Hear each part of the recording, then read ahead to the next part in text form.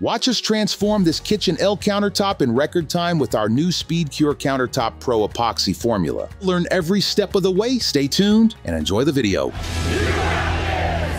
All right, guys, we are on site, and step one, we need to prep our surface for an on-site pour. Today we're using SPEEDCURE. This is our brand new product designed for the experienced DIYer and the professional epoxy user. There are a few things to consider whenever starting an on-site project. Number one, what's the substrate you're going over? And number two, are you gonna remove that backsplash? And in my experience, it's always best case scenario to cut the backsplash off. I'll go ahead and cut a new one a hair taller, lay that down horizontal, and pour the two surfaces at the same time. When it's cured, I'll then come install it vertically. That way the surface and the backsplash match perfectly. It's like a level 500 countertop finish. It's much harder to match that horizontal surface and the vertical surface when pouring with epoxy. That's because it self-levels. Once that backsplash is removed, I'll fill it with a little bit of foam backer rod, float it smooth with Bondo, let that cure to properly prep your existing surfaces like laminate, solid surface, Corian, cultured marble, and more. You're gonna follow these steps. We're gonna thoroughly clean with a degreaser, TSP, trisodium phosphate, that's a very good one. And then rinse very well with water. The next step, I'm gonna get anywhere from 120 to 180 grit sandpaper and rough up my surface and edges. After a thorough sanding, we're gonna grab some isopropyl alcohol and clean off all the residual dust. After the dust has been removed, we're gonna come back with 2 thin coats of our smooth surface bonding primer. You could pick that up at Coat Countertops. I'll leave a link in the description below of all the Coat products and sundries we used to complete this project. After our 2 thin coats of bonding primer, we're gonna come back with 2 thin coats of our epoxy undercoat. Coat's epoxy undercoat comes in both white and black and is specially formulated to go underneath your epoxy pour. There's zero ammonia and it dries really fast, enabling you to get on to the next step extremely quickly. You don't have to wait that 24 hours for the ammonia to off-gas out of your hardware store latex paints. After that second coat of undercoat is dry, it's now time to pour our brand new SPEEDCURE Countertop PRO. This is a faster curing professional epoxy. So if you're a brand new DIYer, pump the brakes, check out our countertop or art coat epoxy first. If you're a seasoned pro or an experienced DIY epoxy user, SPEEDCURE is gonna be for you guys. Your vanities, your smaller size kitchens, you're gonna be able to bust right through those. For those dark and earth tone color countertop finishes, this is gonna be your go-to. It's a little bit thicker. It's gonna give you a unique finish. It's gonna give you thicker edge coverage on your single coat. I am gonna use an ounce or 2 extra than I would if I was using art coat. So for a rolling stone where I'm going to use 4 ounces per square foot, I'm going to use 6 ounces per square foot with our SPEEDCURE, and it's going to look stunning on that countertop. Guys, enough yapping. I'm going to get to prepping out my kitchen, and that is a simple process as well. If I'm going to remove all the top drawers, I'm going to put a row of tape up here right underneath the countertop. And then I'm going to follow that with a 3.5 foot sheet of plastic. You can pick that up at the Home Depot, as well as ram board on the floor. So if any epoxy flows down, it's not hitting my cabinets and it's not hitting my customer's floor. If my customer told me, yeah, I just painted these, I would be going and buying the most delicate release tape they have. It's like purple. Wherever the countertop goes vertical, it's a trouble area. It likes to want to leak right down through there. So I always double it up here. And this is time well spent. Wherever the countertop hits a wall or hits a cabinet like this, protect it. So now if the epoxy leaks, it's gonna ride this and stay on top of all this tape. When it comes to covering your floor for an epoxy pour, I really love ram board or any other product that's like it. This is a cardboard-like floor covering that does not allow water or epoxy to penetrate through. This rosin building paper, on the other hand, will let epoxy penetrate through. So if you want to go this route, be sure to put plastic down first, then follow it up with this brown paper. If you're in your customer's home, I will put this around the perimeter and then I fill the whole kitchen up. And the reason I do that is because I am not going to be the one who puts an epoxy footprint onto my customer's floor. You may have some epoxy build up on this first strip, but all these other ones here are going to be reusable. You could peel up the tape and re-roll them up and use them on your next job. I have some strips of ram board saved from 4 or 5 jobs ago that I'm still using in the field. I'll put fresh ram board on the perimeter because that builds up with resin and it's hard to roll it up once resin's all over it. So now, what do I use to tape it down? Ram board has this stuff called ram board edge tape. It's like a delicate surface designed to go on hardwood, on vinyl, on tile, on carpet. They also have the ram board normal tape that tapes the ram board together. And when I'm attaching it to my floor, I tape underneath the cabinet so that's nice and tight. And then I'm taping the ram board to itself. I'll butt it, and then I'm using this brown tape to tape that seam. So the only place that my ram board is attached to the floor is right here on the perimeter. That way I'm not risking pulling up any wood finish down the road. This stuff is designed to stick on wood, but I'm not gonna bet my salary on it and I have to go replace somebody's floor. So use it minimally, guys. We're gonna make this 4 inches. That's your standard height. Before joining a seam in your backsplash, make sure your surfaces are clean and dry. Then mix equal parts of quick coat resin and hardener, as well as our epoxy thickener for 60 to 90 seconds. Apply a thin layer of quick coat to the edges of both pieces. Align them carefully and press together firmly. Use clamps to hold the pieces in place while the epoxy sets. Quick coat dries in just 3 to 4 hours so you can move on to the next step quickly. And there you have it, a seamless, strong bond for your backsplash. All right, guys, the next mission, it's time to remove that backsplash. There's a few ways to go about this. If you were my grandfather, you'd get your handsaw. That guy was up on a ladder once limbing a tree with a handsaw. I was like, Grandpa, you know they make, number 1, loppers that would just cut them off. Number 2, they make sawzalls, aka reciprocating saws. So this is my tool of choice when I'm removing backsplash. But there's a few pro tips when doing this. I'm only going to allow the very tip of this blade to cut the backsplash. So I'm gonna hold it up at an angle, nice and flush to the countertop, but I'm only gonna allow the blade to go that deep. So if you hear anything, it'll be tapping. I'm not gonna cut into my sheetrock and just go to town. There's wires back there, there's studs. I'm just looking at cutting the very front of that backsplash. So you got your surface, and then you got your particle board that gets pin nailed and glued right here, and then it has a drop edge on top. So all I'm needing to cut off is 3/4 inch piece of particle board. So you could use a sawzall at an angle, or you could use your old buzz tool and just hold it tight. It's gonna take forever though. The pro's choice would be your jam saw. Looks pretty scary, huh? It's pretty legendary actually. So what that does, this is for trim guys doing floors and your baseboards and your door trims come all the way to the floor. You could set the depth, cut that so the floor tucks in nice right under that cut. So we have this set all the way flush, and then you set the depth right here. So you grab a tape measure, you measure from these teeth to this stopper. So our depth is to the wall is 1 5/8. So I'll take it 1 inch. And that'll cut through my 3/4 without hitting my sheetrock.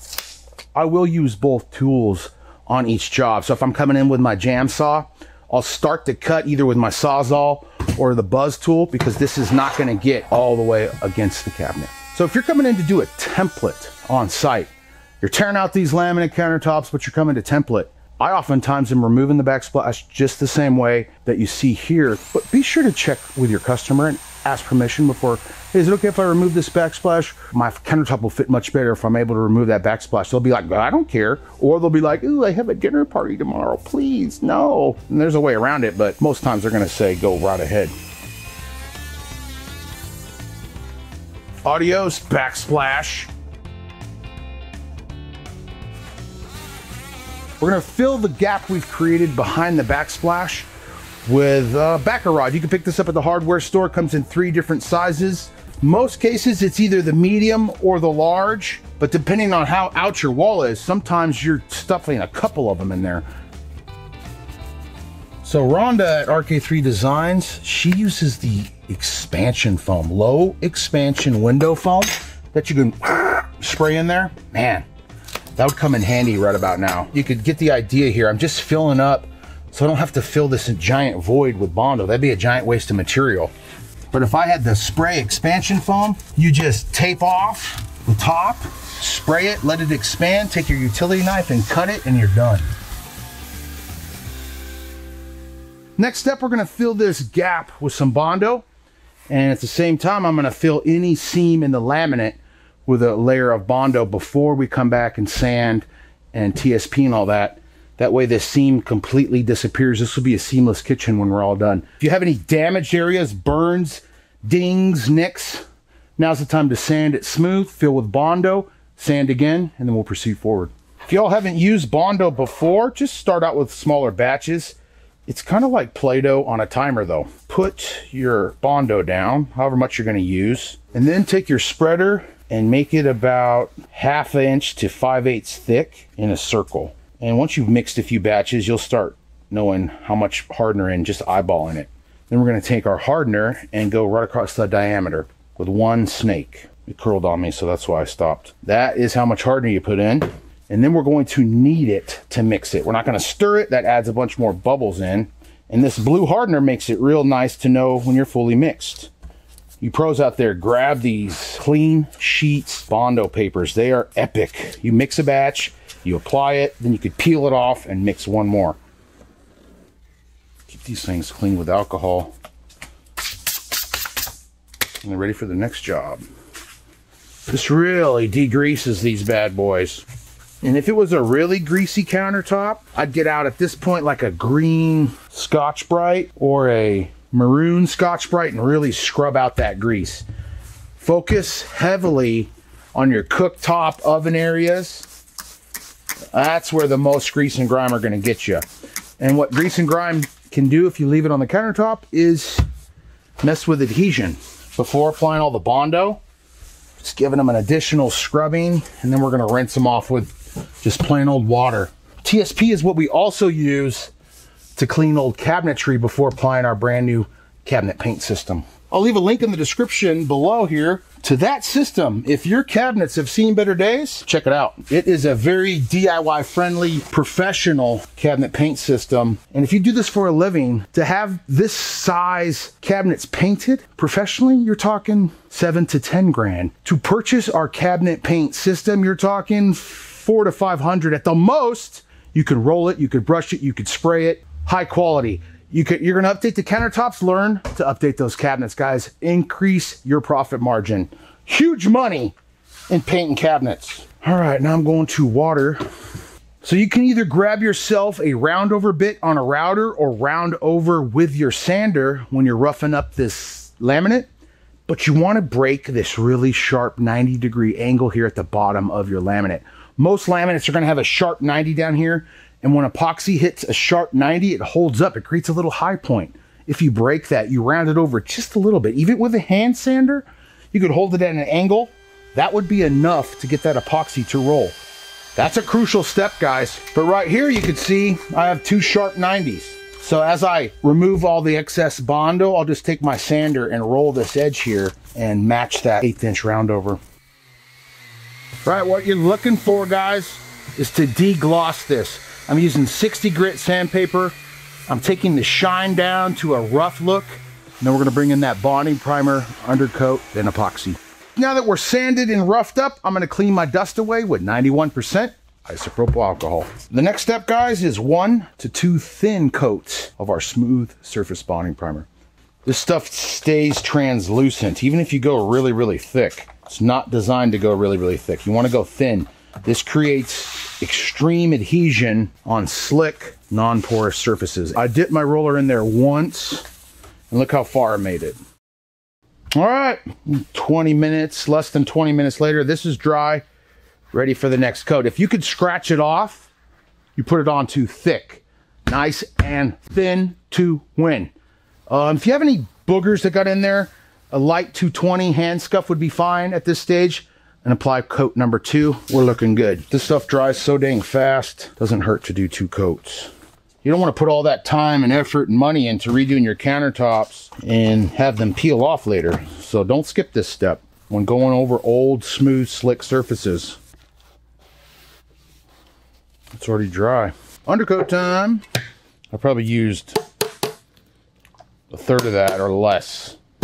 That'll go a long way. All right, 2 thin coats of black epoxy undercoat. You could go white as well. Today, we're going black. Thin as well, guys. Thin to win. And remember, this is laminate, so it's a non-porous surface. Nice and thin, or else you're going to be waiting a long time for that paint to dry.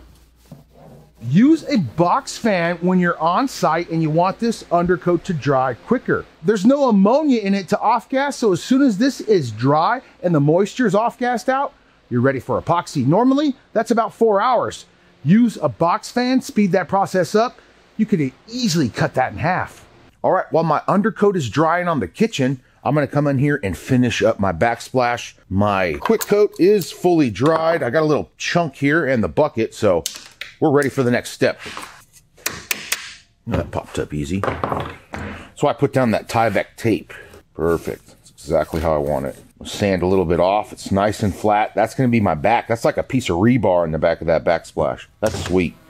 All right, next step, I'll sand any excess epoxy mess off, and then I'm going to router the top and bottom, just like I did on my other backsplashes, and paint them black. 168 on the button. Go ahead and go your corner in. Oh, that's cool. That'll work.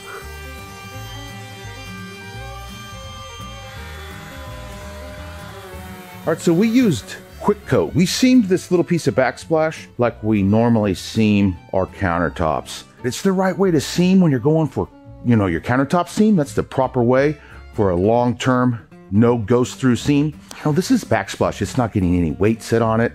Dishes, anything slid across it, it's gonna go get glued on the wall and be done. So you could have used Bondo here if you're on site and you're in a rush.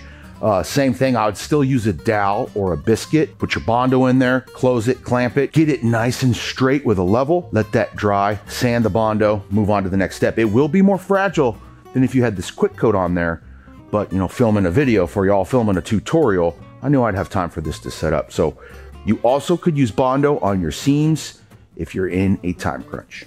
Just for the backsplash, guys, don't do Bondo on your countertop seam. I'm gonna cut some foam strips and set my backsplash to elevate them to pour on. Foam instead of tripods is so much better for your backsplash. Make you a few backsplash foam pieces, and you could save these, put them up in your trailer. The epoxy peels right off of them.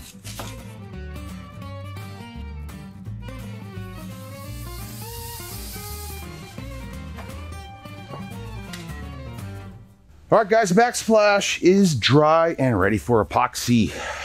The next step is the tape dam. We're gonna go rolling stone. And the only time I'm doing a tape dam is when I'm applying more than 4 ounces per square foot. So that's your exotic pours, that's your rolling stone, that's some of those melted marbles when I'm grabbing the magic trowel or the Bondo spreader, where you really need the excess material because it mounds up and then self-levels and gets you that melded marble look that you can't get anywhere else. If you were using 3 ounces per square foot on a rolling stone, yes, you could get it to meld, but it's not gonna be meldy, flowy, all natural like it would be if you had that excess material. So I'm gonna go rolling stone for today's project, so I'm gonna do a tape dam. And ever since I started using this orange heavy duty tape from Scotch, I picked this up at the Giant Orange Box store, I haven't had a tape dam fail yet. I love this stuff. I still use my blue first, so I'll go blue here, and then I'm gonna go orange and wrap it underneath there. It really ties and holds that blue from blowing out the bottom and creating a tape dam. And here is your most crucial spot that's gonna wanna leak. Right here, guys. These inside corners are your leak spots.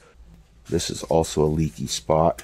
Wherever there's a straight 90 or an inside 90, your tape dams like to leak there. Take your time in this step, guys. This is important. Tape dams can be tricky. So right before I did this, I wetted down the edge with a very small amount of isopropyl. And then I wiped it down to get any dust out of the way. So get it tight with your Bondo spreader. Iron it and then hold here, because often you're pulling that off. If you ever have a wrinkle, really iron it down. The wrinkles are the spots that like to leak. I'm gonna get a strip of my orange tape, and now I'm gonna focus my orange tape on the bottom edge. The orange is extra sticky. You do not wanna let this stay on the countertop for more than 3 days. Really iron that onto the bottom, and I'm gonna roll it up and marry the two together. I've had a lot of tape dams fail. It doesn't ruin the whole project, but if your tape dam didn't fail in your sample piece, and now it did on your customer's project, they might go, this doesn't look like the sample. How many times has that happened to me? Maybe once. Because even if your tape dam fails, epoxy is still gonna look really, really good. So don't panic, just flow with it. Pretend like it's normal. You gotta be a little bit of an actor with customers. Okay, this is a trouble area, so I'm gonna stick this even further that way to catch up that back. Alrighty, we're ready to mix now. So the next thing here is we gotta figure out flow. I've had customers, granite customers, buy a whole extra slab so the flow of their granite doesn't change directions and all of a sudden flow that way. So I always keep that in mind when I'm getting ready to pour a counter. So I'm thinking I'm gonna angle it kind of like that. So if you're not familiar with the Rolling Stone technique, it's kind of a flooring epoxy style finish brought up into the countertops. You're gonna pour out ribbons. You'll kind of let that epoxy start to self-level out as you're pouring out your material. Then you're grabbing a roller and melding those colors together. The more you meld, the more busy the project gets. We're gonna have a lot of fun on this one. Why? Because this kitchen is my kitchen. Let's go! But it's a fake kitchen. If you haven't realized yet, just look up. Like, hi, and welcome to my beautiful custom home. I mean, workshop! It's a one-to-one material you're gonna mix just like you do our other products with a paddle mixer. We're gonna mix for about a minute. I'm gonna scrape the sides. I'm gonna mix for an additional minute. Then we're gonna take that bucket, pour it out evenly into my marked mixing buckets. You've got about a 30 to 35 minute working time, meaning we're gonna mix this. We're gonna color it extremely fast and get it out of the buckets. The longer it's in the buckets, the shorter your working time is gonna be. I learned you could dip that roller in a color and then just barely walk it in some of the lighter colors. Oof, that's a real subtle accent and a lot of negative space. It looks very pretty. Keeps the project from getting too busy. Now I'm gonna focus on just melding the transition lines. Luckily, the Rolling Stone is a very DIY friendly, fast countertop finish. So I'll be using this technique with SPEEDCURE quite often. It also works wonders with your exotic pour. Guys, let me know in the comments below what your favorite epoxy finish to create is, and I'll make some more. Let me know in the comments below. Not too bad, no leaks. Here's where I like to test. I'll come here in a puddle, stick my finger in there. We're still a little fresh. And give it a few minutes. Man, this is looking great though. Really good. Okay, this is ready. All right, I'm gonna get fresh gloves on and peel this tape. I like to peel from the top down, but we gotta watch out not to peel your plastic. And then use this reservoir to wet down areas that you need some material on. This is good timing here. It's gonna flow well. Take that leading edge and wet it down. This is a pro tip right here. Paint that on. Once we wet this edge down below, that leading edge, it's really gonna flow well. And then if you're always grabbing from the tape here like this, you all get the same color. And then I'm gonna have my helper follow me with his gloved hands and start hitting any dry areas like this. Pulling that rolling resin down, hitting the bottom, and then this is all gonna flow real pretty. Yay! No leaks, boys. Orange tape to the rescue. Pro tip, guys, really saturate the bottom edge like I'm doing. As your epoxy drips over, with SPEEDCURE, you easily can have no sanding on site by scraping the drips off. With your gloved hands and a paint stick, plus putting a layer of resin on the bottom of that laminate, man, it strengthens it. Now when water flows over, it won't be hitting raw laminate, which is just particle board. Nobody wants that. About an hour or two from now, we could de-prep this kitchen. We could remove all the plastic. This stuff is done flowing. What I'm doing here, if you have any stubborn edges that don't want to flow, if you heat up the top 4 to 6 inches of your counter, it'll get the epoxy to flow a little bit more for you. Keep that in your back pocket. You could have left that on there, but I like to peel it off really late where most of my epoxies float over that front edge that I want. But then I let this resin hit this particle board of the laminate and seal it all up. just in case your sink leaks. Won't hit any raw wood in here. All right, I'm gonna peel off my tape now that's above the countertop. You don't wanna leave this installed for the resin to cure on it. So that's what, less than an hour after mixing. We're scraping those drips. I don't know how many more will come back either. We're almost done here. Edges are so thick. I love this product. That wasn't bad. That took about 50 minutes to pour 2 batches plus our 3rd batch on the backsplash. And this side's already done dripping within an hour. So I'm gonna let this chill. Once it's not dripping anymore, it's blue tape tacky would be a good reference point. You know, the stickiness of blue tape. I can peel off all my masking, and then we're gonna be starting to get ready for the ultimate top coat. We removed backsplash, we TSP'd, we filled Bondo in the backsplash, we fabricated backsplash, we seamed the backsplash, came back, sanded our Bondo, sanded the surface, sanded the seams smooth, which are now gone. No seams in this kitchen whatsoever. It's awesome.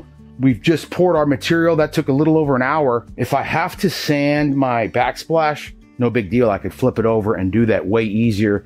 I'm not worried about the drips in here because that's a top mount sink. You're not going to see anything. We'll be back in about an hour or so to install the UTC. No leaks. There really was very little epoxy on the plastic. All right, we're ready for the UTC, guys. I leave the floor prepped, but I do get the plastic out of the way because then I'm gonna grab 220 light hand sand. So we're just within that sand window. It's been about 4 hours since we mixed. No need to go to town unless you got a bug or something that landed in. But as quick as this sets up, you're good to go. You wanna create a very light mechanical bond when applying the UTC over epoxy, even when it's fresh. Wipe the dust with some paper towels, and then it's time for the ultimate top coat. That looks better already. I'm gonna clean the dust, sand the splash, do the UTC. We'll go 14 ounces, and then we'll add 7 ounces of water. We're going to apply the UTC with a delinted 1/4-inch nap microfiber roller, ensuring even coverage. Use a dry roller to remove excess material, switching rollers as needed.